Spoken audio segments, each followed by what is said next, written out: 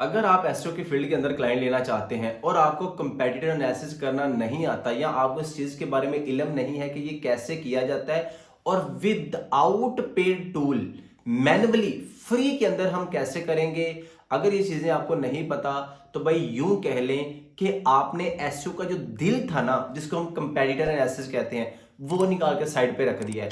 तो without heart आप कुछ नहीं कर सकते। तो इसको आपने कैसे करना है, इसके लिए हमें चलना पड़ेगा लैपटॉप की स्क्रीन के ऊपर। तो आपने आ जाना है गूगल के ऊपर। अब ना देखो, अब जिस वेबसाइट को आपने एनालिसिस करना है ना, आपने ना उसको ओपन कर लेना है। जैसे देखें, ये मेरी ना क्लाइंट की वेबसाइट है। आपने जिस वेबसाइट के कंपेटिटर को एनालिसिस करना चाहते हैं ना, वो वेबसाइट, क्योंकि देखो आप ये चीज़ कर ही तब रहे हो जब आपके पास वो वेबसाइट, वो चीज़ें मौजूद हैं। तो फर्ज करो मैं इस वेबसाइट की ना कंपेटिटर निकालना चाहता हूँ, ठीक है। तो आपकी क्लाइंट की वेबसाइट आपको जाहिर ही बात है, इतनी चीज़ें आपने निकाल के रखी होंगी तो वो आप ओपन कर लें। जैसे कि ये ओपन है। अब ना आपके क्लाइंट की वेबसाइट के ऊपर ना ये देखिए, इसकी होम है, अबाउट है, सर्विसेज हैं, उसकी डिफरेंट डिफरेंट चीज़ें, मतलब जो भी वो प्रोवाइड करें हमें उन चीज़ों से लेना देना नहीं है, ठीक है। अभी सबसे पहले आप ये देखिए, इधर से ना ब्लॉग का सेक्शन नजर आ रहा है। ये देखिए मैं अबाउट के ऊपर आया तो ये देखिए नीचे आपको नजर आ रहा है ब्लॉग का सेक्शन। क्योंकि ब्लॉग जो आर्टिकल्स, जो इन्फॉर्मेशन है ना, वो तकरीबन हर एक वेबसाइट्स के ऊपर मौजूद रहती है। उसकी रीज़न क्या है? क्योंकि गूगल जो है ना, वो प्रेफर करता है हमेशा से इंफॉर्मेशन को, कि मैं इंफॉर्मेशन को रैंक करूं, ना कि किसी और चीज़ को। कभी भी डायरेक्ट सर्विसेज या चीज़ों को प्रोवाइड नहीं करता अकॉर्डिंग टू कीवर्ड। चले, हमें वो चीज़ें एक अलग चीज़ है। तो बाकी आपने क्या करना है, ये देखें। अब ना ब्लॉग मैंने इसके ओपन किए ना, तो अब आप इस बात को सबसे पहले समझें कि जब भी आर्टिकल्स राइट किया जाता है, जब भी ब्लॉग राइट किया जाता है, इंफॉर्मेशन लिखी जाती है, तो वो ना किसी कीवर्ड के अराउंड लिखी जाती है। मतलब कि कोई कीवर्ड होता है, कोई इंफॉर्मेशनल चीज होती है। जैसे फर्ज करो आपके पास कोई टॉपिक ही नहीं है, कोई चीज ही नहीं है। फर्ज करें कोई बंदा कहता है जी आप ना मेरे साथ कम्युनिकेट करें, तो आप उससे पूछेंगे भाई मैं किस टॉपिक के अराउंड आपके साथ कम्युनिकेट करूं। अगर वो आपको टॉपिक बताएगा तो आप बेहतर उसके साथ कम्युनिकेट कर पाएंगे उस टॉपिक के अराउंड। अगर वो चीज़ ना बताएगी जी रैंडमली आप कर दें, तो आपके लिए चीज़ों को भी क्या बात करूं क्या ना करूं, क्या इसके रेलिवेंट है क्या नहीं, तो आपके लिए एक डिफिकल्ट जो सा है वो प्रोसीजर रहेगा। तो इसी तरह गूगल को ये चीज़ समझाने के लिए, ये बताने के लिए कि भाई मेरी वेबसाइट या मेरी सर्विस या मेरी चीज़ें किस कीवर्ड के अराउंड है, किन लोगों के लिए हैं, तो उसके लिए यूज़ होता है कीवर्ड्स। क्योंकि कीवर्ड्स होगा तो कंटेंट लिखा जाएगा, कंटेंट लिखा जाएगा तो ऑडियंस को जो है वो चीज़ मिल पाएगी जो हम उनको देना चाहते हैं। तो ये जैसे देखो इस वेबसाइट ने ना काफ़ी सारे ना आर्टिकल्स लिख रखे हैं। अब आपने क्या करना है, आप इसका रैंडमली ना कोई भी आर्टिकल ओपन कर लीजिए। देखो ना, अब सबके सब आर्टिकल्स हैं। अब आर्टिकल्स लिखे गए हैं इसके कीवर्ड के अराउंड, तो हम उस कीवर्ड को हिट करते हुए इसके जो एग्जैक्ट कंपेटिटर है ना, वो निकालेंगे। कैसे? ये देखो इसके काफ़ी सारा जो आंसर है वो मौजूद है। बट आपने एक चीज़ को और भी मद्देनजर रखना है। आपने ऐसे आर्टिकल को ओपन करें जो ना अभी रिसेंट पब्लिश हुआ हो, मतलब कि उसको ज़्यादा देर ना हुई हो, जैसे 3 मंथ से ज़्यादा टाइम ना हुआ हो। जैसे ये देखो अभी ये कब ये डेट आपको इधर से नजर आ रही है 18 दिसंबर को, मतलब कि इसी मंथ के अंदर जो है ना ये आर्टिकल पब्लिश हुआ है। देखो 19, ये 9 दिसंबर, ये 25 नवंबर, मतलब कि विद इन 3 मंथ के अंदर अंदर वो आर्टिकल पब्लिश होना चाहिए, ठीक है। तो जैसे देखो फर्ज करो ये मैं इसका ना पहला ही आर्टिकल जो है ना वो ओपन कर लेता हूँ। इसी तरह आपने भी अपने क्लाइंट की वेबसाइट के ऊपर जाना है, ब्लॉग सेक्शन निकालना है, किसी एक आर्टिकल को जो आपका दिल करता है आप ओपन करें, ठीक है। अब देखो ये जो आर्टिकल है ना, ये किसके ऊपर लिखा गया है? ये लिखा गया है इस वर्ड के ऊपर, 7 most common type of roofing damage and their causes. कि ऐसे कौन से वजूहत है जिसकी वजह से बाकी उसका जो भी टॉपिक है रूफिंग से रिलेटेड है वो डैमेज होती हैं, या उसकी क्या वजूहत हो सकती हैं उससे रिलेटेड है।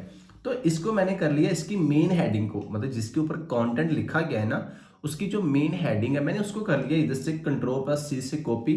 कॉपी करने के बाद गूगल की पे आया न्यू विंडो के ऊपर, ठीक है। ये देखिए इसकी न्यू विंडो है। तो इस वर्ड को मैंने इधर से सिलेक्ट सर्च करके इसको मैंने कर दिया इंटर।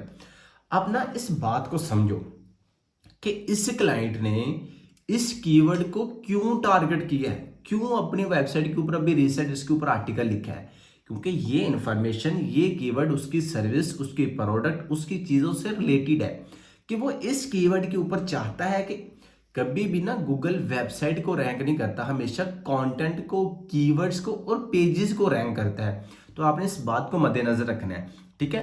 तो अब देखो, जैसे वो मैंने कीवर्ड लिखा है ना, तो उसी, जैसे ये देखो, ये मेरे क्लाइंट की वेबसाइट है ये वाली, तो उसी तरह से मिलती जुलती देखो कितनी वेबसाइट्स हैं जो आपको गूगल पे नजर आ रही है। मतलब कि यही वो सेम कीवर्ड है जो आपका क्लाइंट भी टारगेट कर रहा है, जिसके ऊपर वो ऑडियंस ट्रैफिक लेना चाहता है, अथॉरिटी लेना चाहता है। और इसी तरह के और भी बहुत सारे लोग हैं जो उसी कंट्री के अंदर उसी कीवर्ड को रैंक कर रहे हैं। अब देखो, फर्ज करो मैं इधर से थोड़ा सा अपने क्लाइंट को भी एनालिसिस करूंगा और उसके साथ उसके कंपेटिटर को भी एनालिसिस करूंगा।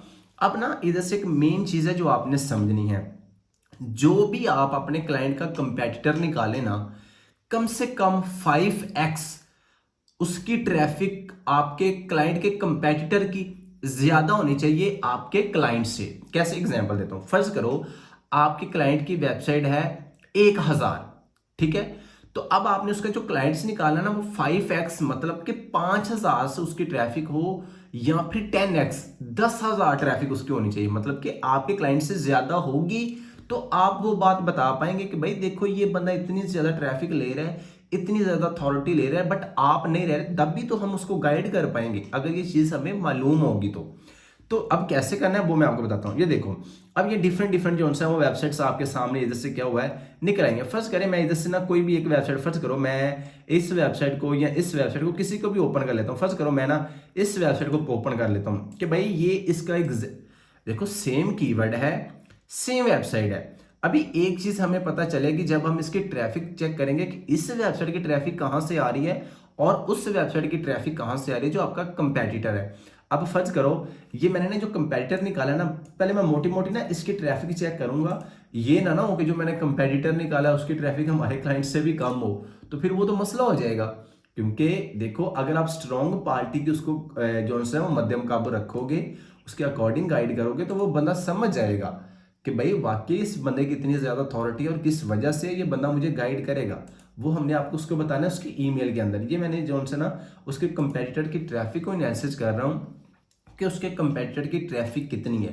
क्योंकि जब तक कंपेटिटर की खुद की ट्रैफिक ज्यादा नहीं ना होगी, तब तक हम उसको एग्जैक्ट कंपेटिटर उसका नहीं मान सकते। भाई एसईओ की फील्ड के अंदर अगर कंपेटिटर का वर्ड निकाल दे तो पीछे एसईओ की बेस नहीं बचती। इस बात पे आपने फोकस करना है। कितनी ट्रैफिक है ये देख लें, 36,600 ट्रैफिक है। अब हम कर लेते हैं अपने क्लाइंट की, मतलब क्लाइंट की तो आपने पहले ही निकाली होगी ना, बट आपने इस चीज को देखें। अब ये देखो 36,000 ट्रैफिक आ रही है, कहां से आ रही है, 93, मतलब कि टोटल की टोटल यूएसए से आ रही है, ठीक है। Same category, same keyword, same niche, country कहां से, यूएसए से। चलें अब हम अपने क्लाइंट की देख लेते हैं कि हमारे क्लाइंट ने किस कंट्री को टारगेट किया और अभी राइट नाउ हमारे क्लाइंट की ट्रैफिक कितनी है। मतलब कि मैंने बताया है हमेशा आपके क्लाइंट से कंपेटिटर की जो ट्रैफिक है ना, वो हमेशा ज्यादा अथॉरिटी, पावर, हर एक चीज ज्यादा होनी चाहिए। तो ये है आपके क्लाइंट का कंपेटिटर जो मैन्युअली आपने निकाला है बगैर किसी पे टूल को यूज किए। तो भाई देख लो कितनी ट्रैफिक आपके क्लाइंट की, 450, 446, तो उसकी कितनी, 36,000। अब इधर आपके ऊपर ये चीज डिपेंड करेगी कि भाई आपने इसको कैसे गाइड किया है, क्या चीज बताई है, किस तरह आप लेके चलेंगे। तो ये एक मैनुअल तरीका था जिसको आप यूज करें तो इंशाल्लाह डेफिनेटली आपको फायदा होगा। बाकी अगर वीडियो अच्छी लगी है तो लाइक कीजिएगा, कमेंट कीजिएगा, किसी दोस्त के साथ शेयर कीजिएगा। बाकी अपने वीडियो शाम को ना भूलिएगा। Follow for more, till then good bye.